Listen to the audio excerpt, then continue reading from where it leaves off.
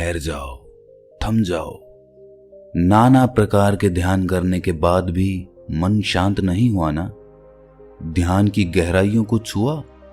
ध्यान से कुछ आनंद पैदा हुआ? नहीं। और जब ध्यान करके भी आनंद पैदा नहीं होता तो हम सोच लेते हैं कि ध्यान तो मिथ्या है, ध्यान में कुछ नहीं है, ध्यान से कुछ हासिल नहीं होता। लेकिन इतने महापुरुषों ने ध्यान की व्याख्या की है, ध्यान के बारे में लोगों को ज्ञान दिया है और बताया है कि जीवन के सत्य को जान पाने का एकमात्र रास्ता ध्यान है। तो कहीं ना कहीं ध्यान में सच्चाई तो बसती है। वो बात अलग है कि हम उसे पहचान नहीं पाते या ध्यान की गहराइयों में जा नहीं पाते, लेकिन उसका कारण हम स्वयं होते हैं। हमारी आदतें हमारे विचार का रूप लेकर ध्यान की गहराइयों में जाने से हमें रोक देती है। अगर आप गहरे ध्यान का अनुभव करना चाहते हैं तो जो आदतें मैं आज आपको बताने वाला हूं, अगर वो आप छोड़ देते हैं, आप त्याग देते हैं, तो आप ध्यान में आसानी से उतर पाएंगे। और अगर एक बार आप ध्यान में उतर गए तो बस फिर आनंद ही आनंद, मन में शांति ही शांति। आखिर वो कौन सी आदतें हैं जो ध्यान में रुकावट पैदा करती है? चलिए इस कहानी के माध्यम से समझते हैं। इससे पहले कि आप इस कहानी में खो जाएं, इस चैनल को सब्सक्राइब जरूर कर लें। तो चलिए कहानी शुरू करते हैं। बात उस समय की है जब भगवान बुद्ध नगर नगर घूमकर ध्यान का प्रचार प्रसार कर रहे थे। इसी काम के लिए उन्होंने बहुत से बौद्ध भिक्षुओं को भिक्षा देकर और ज्ञान देकर अलग अलग दिशाओं में भेज दिया था, जो बुद्ध की तरह ही अलग अलग नगरों में उनकी सीख, उनके ज्ञान का प्रचार प्रसार कर रहे थे। ऐसे ही एक बौद्ध भिक्षु उत्तर भारत के गांव में आया हुआ था। वहां पर रहकर वो गांव वालों को ध्यान की शिक्षा दीक्षा दिया करता था और वहीं से भिक्षा मांग कर खाया करता था। वो नित्य सुबह और शाम गांव के लोगों को बुलाकर ज्ञान के ऊपर उपदेश और ध्यान की प्रक्रियाएं कराता था। ऐसे ही एक दिन चंद्र नाम का युवक अपने बहुत सारे मित्रों के साथ वहां पर ध्यान करने के लिए आता है। लेकिन 10 दिन तक ध्यान लगाने के बाद भी उसके अंदर कोई आनंद पैदा नहीं हुआ। इससे उसका मन ध्यान से हटने लगा। लेकिन चंद्र बहुत ही दृढ़ संकल्पी आदमी था। वो कैसे भी करके ध्यान की अवस्था को प्राप्त करना चाहता था। इसीलिए एक दिन संध्या समय उसने उस बौद्ध भिक्षु से एक सवाल पूछा। चंद्र ने कहा कि गुरुदेव, आप हमें ये तो बताते हैं कि ध्यान करने के लिए किस तरह की जीवन शैली अपनानी चाहिए, क्या क्या काम करने चाहिए, क्या क्या आदतें अपनानी चाहिए। आप हमें सब कुछ बताते हैं, लेकिन फिर भी मैं ध्यान में नहीं उतर पा रहा हूँ। क्या आप मुझे वो आदतें, वो चीजें बताने की कृपा करेंगे जो मुझे ध्यान के लिए अपने जीवन से हटा देनी चाहिए? मतलब वो आदतें जो मुझे ध्यान में गहरे उतरने के लिए छोड़ देनी चाहिए। ये सुनकर वो बौद्ध भिक्षु कहता है कि अक्सर इंसान को लगता है कि मैं 1 घंटे ध्यान में बैठूंगा और ध्यान में बहुत गहरा उतर जाऊंगा, और वो जब 1 घंटे ध्यान करता है तो उसे कुछ गहराइयां हासिल नहीं होती। अब समझने की बात यह है कि ध्यान कोई खेल, कोई काम नहीं है जो आपको 1 घंटे ही करना है। ध्यान जीवन जीने की शैली, जीवन जीने का तरीका है। इसीलिए जीवन के हर कार्य में ध्यान का होना बहुत जरूरी है, वरना तो आप 1 घंटे के ध्यान में कुछ भी हासिल नहीं कर पाएंगे। अक्सर लोग ध्यान की एक दिनचर्या बना लेते हैं। वो सुबह और शाम रोज ध्यान करते हैं, लेकिन वो ध्यान तभी कारगर होगा जब आप दिन में काम करते वक्त, उठते बैठते, खाते पीते वक्त भी ध्यान के बारे में समझते रहते हैं। और उसी जीवन शैली के कारण आपका वो 1 घंटे का ध्यान गहरा बनेगा। इसके बाद उस बौद्ध भिक्षु ने कहा कि अगर तुम कुछ आदतें, कुछ निरर्थक बातें अपने जीवन से हटा दो तो भी तुम्हें ध्यान की गहराइयों में उतरने में आसानी होगी। लेकिन वो आदतें हैं क्या? और अगर ऐसी आदतें हैं जो हमें छोड़ देनी चाहिए तो उसके पीछे वैज्ञानिक दृष्टिकोण क्या है? इस बात का जवाब देते हुए बौद्ध भिक्षु ने कहा कि सबसे पहले याद रखो कि हमारी इंद्रियां ही ज्ञान की ग्रहणशील होती हैं। हम कोई भी अच्छा या बुरा ज्ञान अपनी इंद्रियों के माध्यम से ग्रहण करते हैं। इंद्रियां मतलब आंख, नाक, कान, जीभ और त्वचा।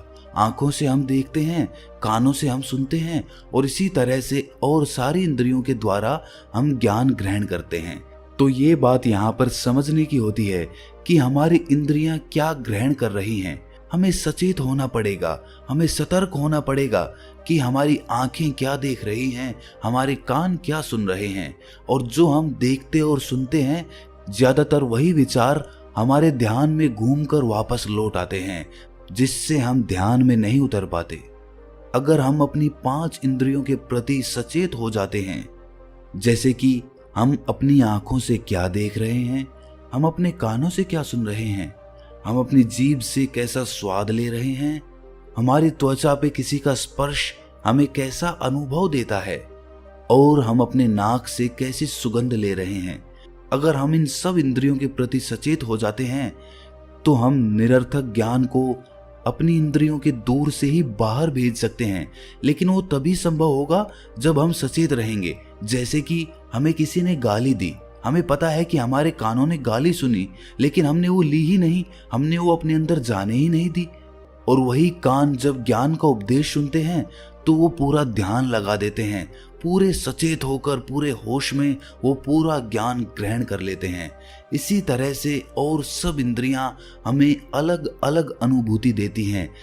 जैसे कि किसी वेश्या का स्पर्श और एक माता का स्पर्श, दोनों के स्पर्श में बहुत अंतर होगा, लेकिन अगर हम सचेत होंगे तो दोनों के स्पर्श को हम अलग अलग तरीके से अनुभव कर पाएंगे और ये देख पाएंगे कि किस स्पर्श के कारण हमारा मन अशांत होता है। और दूसरी आदत जो एक नवयुवक या कहें कि जो आदमी नया नया ध्यान करने लगा है, उसकी प्रक्रिया में बाधा बनती है, वो है संयम। हर इंसान, हर आदमी सब कुछ बहुत जल्दी पाना चाहता है और ये ध्यान के संबंध में भी सच हो जाता है। जब आदमी ध्यान करता है तो सोचता तो वो है कि मैं 1 घंटे तक ध्यान करूंगा, लेकिन वो 5 मिनट के अंदर ही ज्ञान की गहराइयों में जाना चाहता है। लेकिन ध्यान तो ठहराव है, ध्यान तो रुक जाना है, ध्यान तो ठहर जाना है, थम जाना है। जरा सोचिए, क्या जल्दबाजी करके हम ठहर सकते हैं? क्या ये दोनों चीजें एक साथ हो सकती हैं? जल्दबाजी, थम जाना? नहीं हो सकता, कभी नहीं हो सकता। अगर आप जल्दबाजी करेंगे तो आप कभी ठहर नहीं सकते, और अगर आप ठहर जाते हैं तो आप कभी जल्दबाजी नहीं कर पाएंगे। इसीलिए ध्यान में गहरे उतरने के भाव को, ध्यान से कुछ हासिल करने के विचार को, उस सोच को त्याग दो, उसको छोड़ दो, क्योंकि वही विचार, वही अनुभूति तुम्हें ध्यान की गहराइयों में ले जाने से रोक देगी। कुछ हासिल करने की सोच लेकर यहाँ पर कुछ हासिल नहीं होता।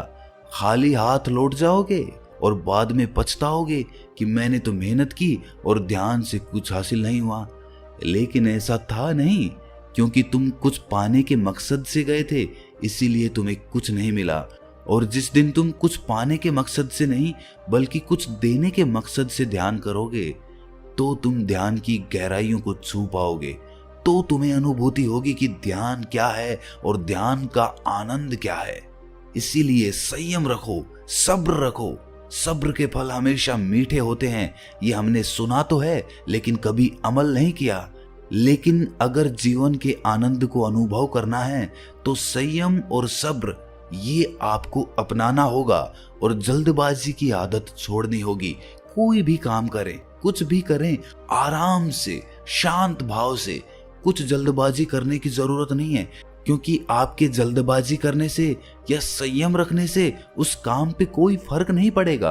वो काम तो फिर भी पूरा होगा। हो सकता है उसमें वक्त थोड़ा ज्यादा लग जाए, लेकिन वो वक्त ही आपके लिए ध्यान का रूप बन जाएगा। इसीलिए संयम रखें, सब्र रखें और सब्र से ही हर काम करें। तीसरी आदत जो आदमी को ध्यान की गहराइयों में उतरने के लिए छोड़ देनी चाहिए वो है कि ज्यादा लोगों से दोस्ती। जी हाँ, आपको सुनने में ये अजीब लगता होगा। आपको तो लगता होगा कि ज्यादा से ज्यादा दोस्ती करने से हमारा वर्चस्व फैलेगा, लोग हमें जानेंगे। लेकिन ध्यान के संबंध में ये आदत आपके रास्ते में बाधा बन सकती है। अब सोचिए, ज्यादा लोगों से दोस्ती कैसे बाधा बन सकती है? जब आप ज्यादा लोगों से दोस्ती रखते हैं, इसका मतलब ये है कि आप अपने एकांत का आनंद नहीं उठा पा रहे। आपको खुश रहने के लिए, जोश में रहने के लिए और लोगों की सहायता चाहिए होती है, और इसीलिए आपने बहुत से लोगों से दोस्ती बना रखी है। लेकिन वो दोस्त या वो दोस्ती आपको अपने एकांत तक नहीं पहुंचा सकती, आपको अपने आनंद तक नहीं पहुंचा सकती, क्योंकि वो दोस्ती आज नहीं तो कल खत्म हो जाएगी। उसके बाद आपको अकेले ही रहना पड़ेगा। तो क्यों ना आज से ही मैं अपने अकेलेपन को स्वीकार कर लूं और अपने एकांत की तरफ यात्रा शुरू करूं। और इस संबंध में एक और समस्या पैदा होती है, तो हमें ज्यादा समय उनके साथ बिताना पड़ता है। उनको खुश करने के लिए तरह तरह का अभिनय करना पड़ता है। और यही बात लागू होती है ज्यादा प्रेम संबंधों में। जो आदमी बहुत ज्यादा प्रेम संबंध रखता है, मतलब बहुत ज्यादा औरतों के साथ संभोग करता है, उनके साथ रहता है, ऐसे आदमी के चित्त से भी शांति गायब हो जाती है, क्योंकि उसका दिमाग और उसका मन उसी तरफ भटका रहेगा, उसी की ओर आकर्षित रहेगा। और आज नहीं तो कल जब वो ध्यान में बैठेगा तो उन्हीं के चित्र, उन्हीं दोस्तों के, उन्हीं औरतों के वो बार बार हमारे ध्यान में घूमते रहेंगे।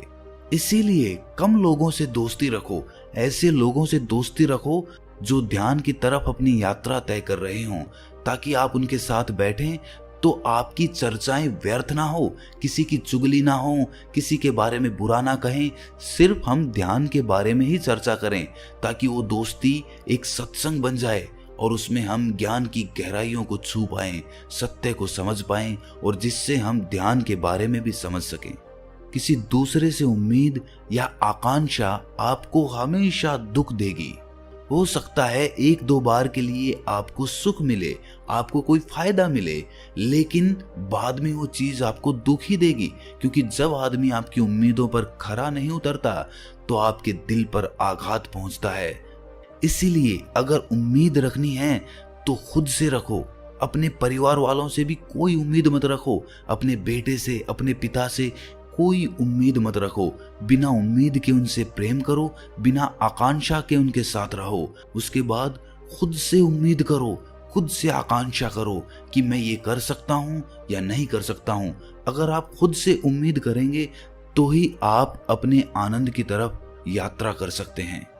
अच्छा, मैं आपसे एक सवाल पूछता हूँ, क्या दूसरों को खुश करने से आपको खुशी मिलती है? शायद आप इसके जवाब में हाँ बोलेंगे। ऊपर से देखने पर तो ऐसा ही लगता है कि हाँ भाई, हम किसी को खुश करते हैं, हमारी वजह से कोई खुश होता है तो हमें भी आनंद मिलता है। लेकिन अगर हम इसका दूसरा पहलू देखें, जब आप किसी को खुश करते हैं तो आप दूसरों के अधीन हो जाते हैं। कहने का अर्थ ये है कि किसी आदमी को खुश करने के लिए आपको ये जानना होगा कि उस आदमी को खुशी किस चीज से मिलती है, और जब आप ये जान लेते हैं तो आप वही करने की कोशिश करते हैं जो चीज उस आदमी को खुशी देती है। लेकिन बहुत बार ऐसा होता है कि जो चीज उस आदमी को खुशी दे रही है उसको करने से मुझे खुशी नहीं मिलती, लेकिन उसे खुश करने के लिए मुझे ये काम करना पड़ता है। इसीलिए मुझे अपने जीवन के आदर्शों को ताव पर रखना पड़ता है, और कई बार उन आदर्शों का उल्लंघन भी हो जाता है। किसी को खुश करिए, खुश करना अच्छी बात होती है, लेकिन अपने आदर्शों और अपने मूल्यों को ताव पर रखकर नहीं। जैसे कि किसी मित्र ने हमें कोई भोज का निमंत्रण भेजा है, हम वहां पर जाते हैं, लेकिन साथ में वो हमें मदिरा और धूम्रपान भी करने के लिए कहता है, लेकिन हम करना नहीं चाहते, लेकिन उसको खुश करने के लिए हम वो काम भी कर लेते हैं, जिसके बाद हमारा मन अशांत होता है, शांति खो जाती है। अगर आपका मन मदिरापान करने का नहीं कर रहा है तो कोई मतलब नहीं बनता कि आप दूसरे को खुश करने के लिए वही काम करें जिससे वो खुश होगा। भाई, मैं मदिरापान करूंगा, उससे आपको खुशी मिलेगी, इस बात का क्या संबंध है? इसीलिए अज्ञानता के अंधेरे से बाहर आएं, समझे, देखें, विवेक का इस्तेमाल करें, बुद्धि का इस्तेमाल करें। आपको सब कुछ खुद ही स्पष्ट नजर आने लगेगा। मेरा काम आपको शिक्षा देना नहीं है, कोई प्रवचन देना नहीं है, बल्कि आपका विवेक जगाना है। और जिस दिन आपका विवेक जाग गया, आपको किसी को सुनने की जरूरत नहीं पड़ेगी। आप खुद के गुरु स्वयं होंगे, और उसके बाद आपको कोई धोखा, कोई फरेब नहीं दे पाएगा। और अगर अज्ञानता से बाहर आना है तो एक छोटी सी प्रक्रिया हमेशा करते रहिए। अपनी श्वास के प्रति, अपनी सांसों के प्रति सचेत रहिए। अगर सांस छोटी जा रही है तो हम जान रहे हैं कि सांस छोटी है, और अगर सांस लंबी जा रही है तो हम जान रहे हैं कि सांस लंबी है। और वो सांस नाक के कौन से कोने से टकराकर बाहर आ रही है, इसके बारे में भी हमें सचेत होना होगा। इस क्रिया को कुछ भी काम करते वक्त अपने दिमाग में रखिए। इसके बाद आप ज्ञान को धीरे धीरे हासिल करने लगेंगे। आपका अज्ञानता का अंधकार विलीन होता चला जाएगा। उसके बाद आप ध्यान की गहराइयों में जा पाएंगे। तो दोस्तों, कैसी लगी ये कहानी आपको कमेंट सेक्शन में जरूर बताएं, और अच्छी लगी तो इस चैनल को सब्सक्राइब जरूर कर लें। तो चलिए मिलते हैं अगली कहानी में, तब तक के लिए